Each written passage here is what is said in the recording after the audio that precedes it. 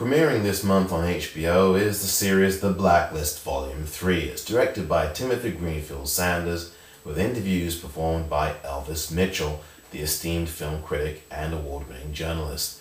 The Blacklist Volume 3 continues where Blacklist Volume 2 left off last year at this time, with a series of interviews of high-profile African Americans, and they talk about their experiences, very deeply personal ones, growing up in America. Now, a lot of what you see may be surprising, but for some people it won't be a surprise at all.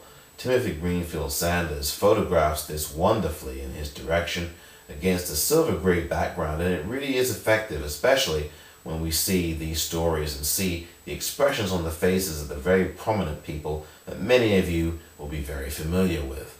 The Blacklist Volume 3 is half an hour long, which is a good deal shorter than the previous two versions of the film, which featured other very high-profile African Americans, be they in entertainment, in politics, in corporate life, or as entrepreneurs or artists. The first volume, back in 2008, was an hour and a half long. Last year's Blacklist Volume 2 was at 60 minutes, and this Blacklist Volume 3, stands at 28 minutes. Still, the 8 people that you see during that time are no less interesting or compelling or engaging to listen to in very clear detail. You can hear them more sometimes than you can even see them, even though they are plain as day right in front of you. It's very interesting to hear what they say, and I don't want to give away who's in it. You have to just watch for yourself and see.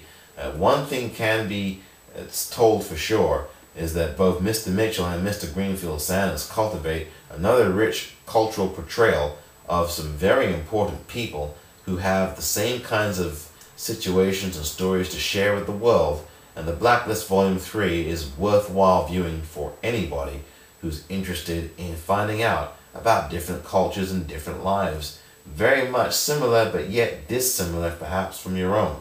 The Blacklist 3, I highly recommend you take a look at this. It's showing on HBO throughout the month of Black History Month. I'm Omar Moore for PopcornReel.com. And you can also catch me now at the Chicago Sun-Times website via RogerEbert.com.